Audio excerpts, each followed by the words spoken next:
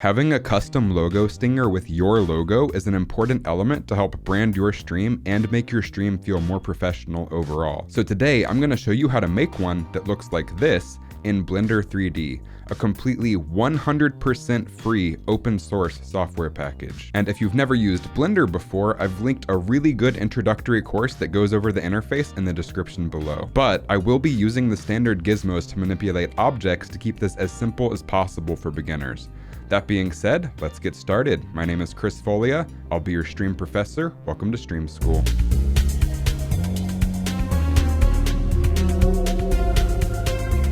Okay, first things first, when we hop into Blender, you'll notice I have screencast keys on, so you can see what buttons I'm pressing the entire time if you didn't catch something. Secondly, let's go ahead and get our interface set up for success for this project. So we're gonna hop over to the camera button right here and down to color management. And we're gonna change the view transform to standard instead of filmic. That will make it so the program does not mess with the colors of our logo. Secondly, we're gonna hop up to film and set the background to transparent.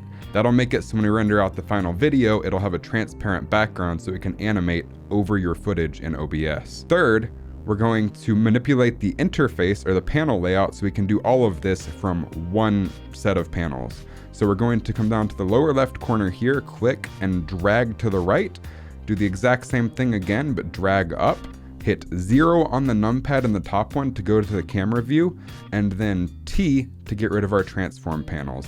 If you have the in panels as well, you can hit N to get rid of that. Next, we don't want any of the grid or these interface elements like the orange outline here, so we're gonna hit the overlapping circles to get rid of that. And finally, we're gonna hold down Z and move up to the rendered and then release Z to make this a rendered viewport so we can see what our final project is going to look like the entire time. After that, we're gonna come down to the second panel we created, click this button and go to the graph editor. And this is where we're gonna do some animation manipulation in just a little bit. Finally, we're going to select and delete the cube and select and delete the light. Then we're gonna have to get our logo into this scene, which is really easy to do. All you have to do is go to Edit, Preferences, go to Add-ons, and then in the search bar, type Image, and you want to make sure that Import Export Images as Planes is checked. That'll allow us to import an image as a 3D plane directly into Blender. This should be off by default, but you want it on. Next, we're gonna go to File, Import, Images as Planes, and you're gonna navigate your hard drive to find your logo. Obviously, that's gonna be different than mine. Once you found your logo, select it, and make sure you come over to the right and set this up as Emit, and make sure Use Alpha is checked, assuming that your logo has a transparent background and isn't like a JPEG or something. Then hit Import Images as Planes, and you'll notice that your logo has come in successfully.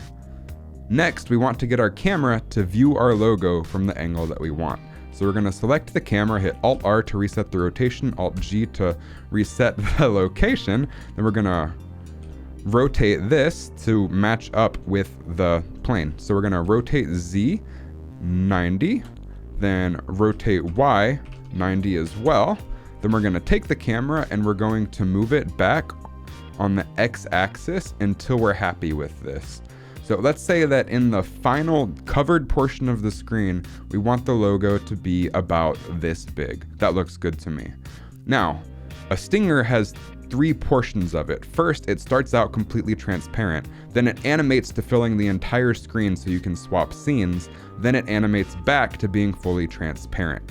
So we want to go ahead and create the fully covered scene and then animate that to both transparent points. So to do that, I'm going to hit Shift A and bring in a circle. Then we're gonna rotate that on the Y-axis 90 degrees. Then we're going to hit Tab to go into edit mode and F to fill it in so it's a solid object. Then you'll notice that it's a little bit sharp and faceted. You can hit Ctrl-2 to smooth it out by applying a subdivision surface modifier. Essentially, that just subdivides the edges to make it a lot smoother. Then we're gonna take this and drag it right on back and we're gonna scale it all the way up. You can click on the middle circle of the scale gizmo to scale the entire thing. We want this to fill the entire screen. This is going to be our furthest back circle. So then we want to apply a color to this, and the reason we deleted our light is because we're going to be using emission materials or solid colored materials. They're not going to have any shading to them. So we're going to hit New, and then where it says principled BSDF, we're going to come here and hit Emission. This is going to be the furthest back circle, and I've already created the stinger we're going to create, so I'm going to make this a nice dark blue, but you probably want to select a color from your own logo that works well. You can do that with the eyedropper tool and then select a nice color from your logo. That looks pretty cool. So then I'm going to hit Shift D to duplicate this, then right click to set it back, grab the move button, move this forward just a little bit, and then we're going to grab the scale and we're going to scale it down some. You can hold shift to make it scale in smaller increments. You'll notice over here, because it's the same color, we can't tell how much this is scaled, which is problematic. So we're going to go ahead and change the color on that. To do that, we're going to come over here, hit the 2 to make it its own material, and then let's select another blue from the logo. Let's select the brighter blue this time. So now we can see where this circle is relative to this circle. We can go back to our scale gizmo, hold shift while we're scaling it, and just scale it down until we have a decent amount of the dark blue in there. Finally, I think the area that I want directly behind the logo should be white, because white and blue go really well together. But again, you pick colors that work well with your logo. So I'm gonna hit Shift D to duplicate again, right click to undo its transform. Then we're gonna move that forward just a little bit and scale that down some as well. And then we're going to hit the 2 again to make it its own material, and we're going to move the saturation all the way down to make that white. This is looking pretty cool. I'm pretty happy with this. We can always adjust the size of these later, but this is not bad. Finally, I want to add a couple more visual elements in the center here, so I'm just going to duplicate that again using Shift D, and then move it forward here, scale it down a little bit more. Again, normally you can do this with hotkeys. I'm using the gizmos to keep this as simple as possible for people who haven't really used Blender before. So then we're going to take this, do an inset by hitting I, make that as thick as we want. We just want like a cool little outline piece, then hit delete and faces. And now we have like a cool outline, and this screen is really starting to come together. So then we just want a few more elements to make this a little bit more interesting. So I'm going to take this, Shift D to duplicate. We're going to scale it down some more while holding shift, and then we'll do that a couple more times. Shift D, duplicate, scale, Shift D, and then scale it down. And what I want to do with this, because right now this looks like I'm trying to hypnotize somebody, what I want to do with this is break these up a little bit to make them look a little bit more interesting. We also want to change their depth positions as well, just so they're easy to select from above. So just like that should be perfectly fine. So then we're going to take these and break them up a little bit. The first one, I'm going to go into the side view here by hitting 3 on the numpad. Then I'm just going to come in here with the circle select, which is C, and delete the side pieces. So maybe that many? 1, 2, 3, 4, 5, 6, 7, 8. Yeah, maybe 8. Left click to get rid of circle select, then delete those faces, and that'll create some cool little elements here. Then we can sharpen those out really easily by going to edge select by hitting 2 on the keypad, not the number pad. Circle select all of the edges here. Then Shift E, drag all the way to the right, and that'll sharpen those up to make them sharp corners rather than round. Then we do the exact same thing on this one, but let's do the opposite pieces. So let's go to face select by hitting 3 on the keyboard, then selecting all of these pieces. Yet again, make sure that we are even, which I don't think we are. Let's see. Okay, yeah, that's even. We've got 6 there, that's even. So let's delete those faces. Now we have some on the side as well. And then let's go ahead and sharpen those out as well. Edge select by hitting 2 on the keyboard. Then circle select all of those, Shift E, drag to the right, now they're sharp. That looks pretty cool. So then let's take the final circle that we made. I kind of want to scale this one up a little bit. And then we're going to go to face select, and let's just like select some random ones here. Let's just add some random bits and pieces here. We're gonna make these rotate later to add some visual interest, but this looks kind of cool, just to add a decent amount of visual interest. And we're gonna select all of those corner edges again. You wanna be careful not to select the middle edges. You don't wanna select the perpendicular edges here, just the end 3 on each side. Shift E, move that in to sharpen those up, And I think we have a scene that looks pretty cool. There's one more preparation thing we need to do before animating that, and that's to apply the transforms to all of these. So when we animate the rotation later, we don't run into issues. So we can do this by selecting each individual one and doing a Control A, and then all transforms. Oh, wait. We just want to apply the rotation and the scale. Oh, which you can also do with the individual element right here, rotation and scale. We do not want to apply location because that will cause issues for us later. So now that everything has their transforms applied, and you can double check that by going up here to transform, by hitting in on your keypad and going to transform item and making sure that rotation is all set to 0 and scale is all set to 1 for each individual item. It looks like we're good. I think we hit all of them. And let's get started animating. To set that up, we're gonna drag our timeline up just a little bit so we can see it better. And we're gonna, we want this to be about 1.5 seconds long. Stingers should not be very long, otherwise they're just gonna bug people every single time you change scenes. Unless you have like a specialized stinger for a specialized scene, but that's a whole other scenario. So first things first, we're gonna want this to match the frame rate of our stream, which is usually 60 frames per second. I notice most people are streaming at 60 frames per second, so we're gonna stick to that. So if 60 frames are in a second, then 1.5 seconds is gonna be 90 frames. So we're gonna come to the end portion right here and type in 90 as our end frame. So now we're just working throughout here. So a stinger needs to start transparent, cover the entire screen, and then end transparent. So to do that, what we're gonna do is come over here to about frame 20. Let's say it takes 20 frames to scale up. We're gonna go into transparent mode by holding Z and going to wireframe. Then we're gonna hit B for box select everything, hit insert, scale, only scale. Then we're gonna do the exact same thing, 20 frames out from 90, which is going to be 70, insert scale. So now we have these frames right here that you can see. Where it's not animating at all, it's staying exactly the same. But if we go back to frame 1 now, and we come up here, this is very important by the way, select this drop down that looks like a chain link, and set it to individual origins. That will make it so the objects each scale on their own center rather than the center of everything selected at once. So I'm gonna select individual origins, hit S for scale, 0 to set it to 0, and then enter to set that. Then we're gonna hit the I key to insert a keyframe, and that will be scaling. So now you'll notice that these all scale up. They come over here, and then nothing happens at the end. So we're gonna do the exact same thing at the end here where we hit S, 0, enter, and then I for insert, a scaling keyframe. So scales up, scales down. Not particularly the most interesting looking stinger in the world, but we'll get there. Now we're gonna adjust the frames. And that's pretty easy. So we like where the fish logo is right now. That's this square right here. We like it coming up for 20, then leaving for 20 at the end, but we want that to stay on the longest. We want to add some overlapping action between the other elements. So let's say we want the dark blue to come on next after the fish comes on. So we're going to select by holding shift both of these keyframes and drag them over just like, let's say 5 frames.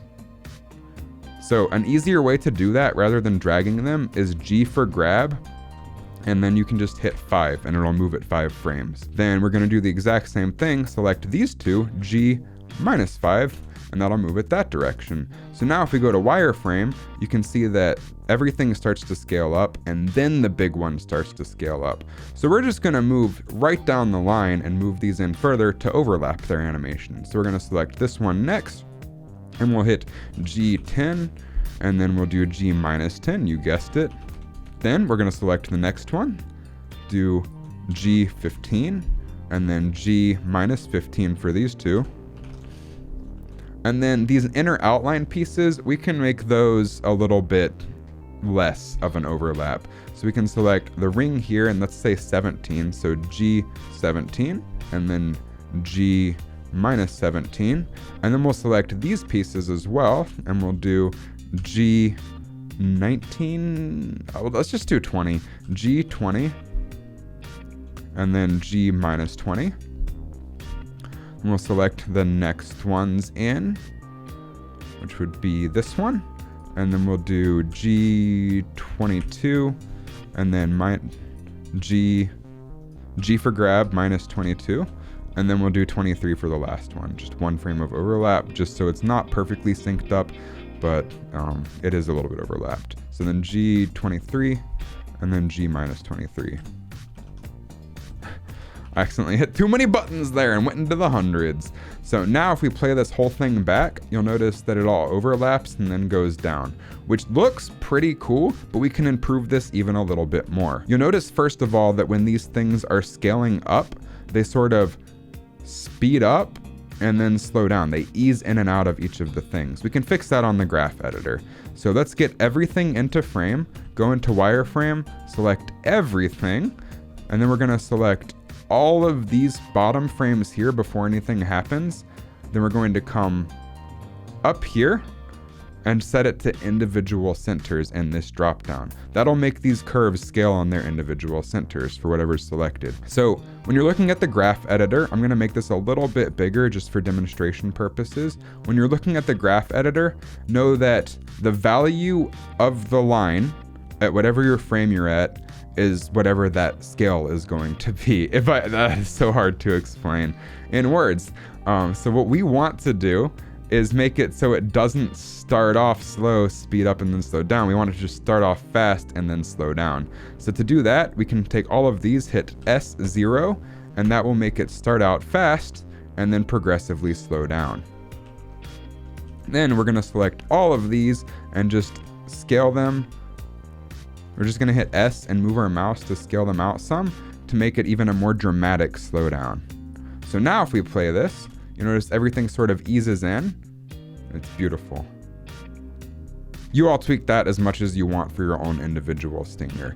Next, you're gonna notice that this guy scales up and just stays there, and that's kind of boring. We want some keep alive on that. That's an animation principle. You want this to stay alive, so we want this to keep moving just a little bit while it's here, and we can also do this with the graph editor. So you can box select the point. You don't want to individual select, or else it will only select one axis. But if you box select the point and rotate it up, and then do the same on the other one, using R for rotate, and then deselect those, scale this in. And this is all tweaking. Y'all don't really need to worry a whole lot about this, but you'll notice that this sort of scales up and then continues to scale up and down throughout the entire course, so it's nice and smooth. And we can do that for all of these. I'm just gonna run through and do that very quickly on any of them that seem like they need it. So this guy right here, and then scale that down. And this is all just manipulating the graph, which you get much faster at the more you do it. And I could waste the entire time of this tutorial sitting here and explaining every keystroke every time, but I don't want to waste y'all's time. This tutorial is long enough as is. We're just going to go through and do the exact same thing on all of these to make our curve a nice smooth arc. So now you notice nothing really stops. It all keeps moving throughout the entire animation, which looks pretty nice. And I think I missed one more, which is this guy right here. Rotate these up, rotate this guy up, deselect those, scale it all in, and we have this beautiful keep alive. Looking cool. So the final thing that I want to do is add some rotation animation to the logo and to all of these pieces. But since we got the basic animation done, let's just do a quick save, which you should have saved at the beginning, honestly, but whoops. Stinger 001 is what I'll call this. So to do the rotation, again, it was important to set all of the transforms at the beginning of this, so make sure all of their rotations are zeroed out. But let's go ahead and animate the rotation of these dashes right here. So to get the speed of the rotation, we're gonna do that just between the frames where it's fully scaled out. So we're gonna grab our rotation gizmo, we're gonna hit I for insert keyframe, go to rotation, then we're gonna rotate these a little bit on the x-axis. Wrong. We're gonna move forward to the next frame, rotate these a bit on the x-axis, and then hit insert and rotation again. Finally, we're gonna come over here to the graph editor, select one keyframe of the red rotation, hit L to select the whole thing, right click, go to interpolation mode and select linear. That will make it so it doesn't ease in and out. Once we've done that, we can go up to channel, extrapolation mode, linear extrapolation. That will make this repeat indefinitely. It will just continue. It will extrapolate the animation, essentially. It'll continue the animation throughout the entire course of our stinger, so it's always rotating. Then we'll do the exact same thing for the next one, but in the opposite direction. Go to that first frame right here. You can hit up and down on the keyboard and navigate between keyframes. Hit insert rotation, move up, then we'll rotate this guy to the left some, insert rotation. Come down here, select one frame, L to select the entire thing, interpolation mode linear, channel extrapolation mode linear, and then play that, and we've got these things rotating in opposite directions. Finally, we have this one centerpiece right here, and we'll do the exact same thing. Insert rotation, move up, insert rotate it some, insert rotation. I'm doing the counter rotation of the previous one. So when we select the one keyframe, L to select the whole thing, right click interpolation mode linear, channel extrapolation mode linear. We've already done this twice. This should be pretty easy by this point. So now we have this cool looking thing, and you all can spend some time adjusting the speed of these. I'm personally gonna slow this guy down just a little bit, and probably the same with the other one as well.